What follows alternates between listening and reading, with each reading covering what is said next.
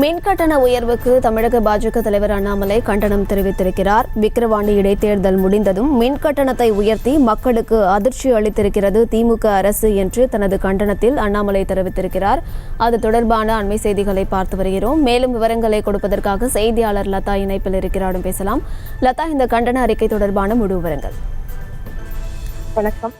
மின்கட்டண உயர்வை கண்டித்து பாஜக மாநில தலைவர் அண்ணாமலை எக்ஸ் தள பக்கத்தில் பதிவு ஒன்றை வெளியிட்டிருக்கிறார். அந்த வகையில் பார்த்தோம் என்றால், ஆட்சிக்கு 3 ஆண்டுகளில் சொத்து வரி, மின்சார கட்டணம், குடிநீர் கட்டணம், பால் விலை, பத்திரப்பதிவு கட்டணம் என அனைத்தையும் பல மடங்கு உயர்த்தி கட்டண உயர்வை பொதுமக்கள் தலையில் சுமத்தியுள்ள திமுக தற்பொழுது விக்கிரவாண்டி இடைத்தேர்தல் முடிவுகள் வெளிவந்ததும் மீண்டும் ஒரு முறை மின் கட்டணத்தை உயர்த்தி பொதுமக்களுக்கு அதிர்ச்சி அளித்திருக்கிறது என்றும், திமுக அரசு கடந்த 2023-24 என்ற அந்த நிதியாண்டில் மட்டும் 65,000 கோடிக்கு மின்சாரம் வாங்கி இருக்கிறது என்று குறிப்பிட்டிருக்கக்கூடிய அண்ணாமலை, ஆட்சிக்கு 3 ஆண்டுகளில் மின் உற்பத்தியை பெருக்க எந்த நடவடிக்கைகளும் எடுக்காமல் இந்த மின்சாரம் வாங்கிய செலவை பொதுமக்கள் தலையில் சுமத்தி இருப்பதாகவும் குற்றச்சாட்டை முன்வைத்திருக்கிறார். மேலும் நாடு முழுவதும் சூரிய ஒளி மின்சார உற்பத்தியை பெருக்க பல மாநிலங்கள் நடவடிக்கை மேற்கொண்டு வருகையில்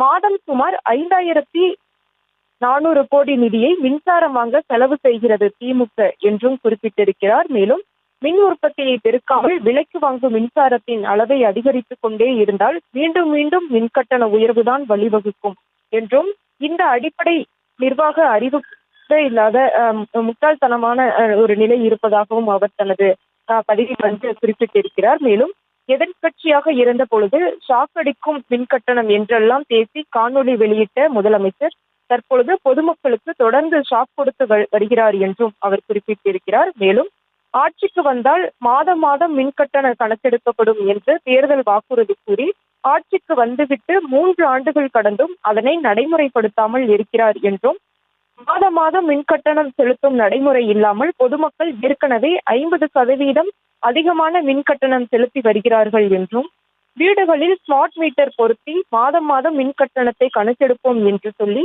தற்பொழுது ஸ்மார்ட் மீட்டர் பொருத்தும் திட்டத்தையே கிடப்பில் போட்டு வைத்திருக்கிறார்கள் என்றும், இந்த நிலையில் திமுக நிர்வாக தோல்விக்காக பொதுமக்கள் மீது மின்கட்டண உயர்வை சுமத்துவது நியாயமா என்ற கேள்வியும் கூட எழுப்பியிருக்கிறார். மேலும் பார்த்தோம்னா, நிர்வாக திறமையின்மைக்கு பொதுமக்களை பலிகடாக்கும் திமுக உடனடியாக இந்த மின்கட்டண உயர்வை திரும்ப பெற வேண்டும் என்று வலியுறுத்தி இருக்கக்கூடிய அண்ணாமலை, தமிழகம் முழுவதும் சூரிய ஒளி மின்சார உற்பத்தி உள்ளிட்ட மின் உற்பத்தியை அதிகரிப்பதற்கான நடவடிக்கைகளை மேற்கொள்வதோடு மாதாந்திர மின்கட்டண நடைமுறையை உடனடியாக அமல்படுத்த வேண்டும் என்று வலியுறுத்துவதாக பதிவில் குறிப்பிட்டிருக்கிறார்.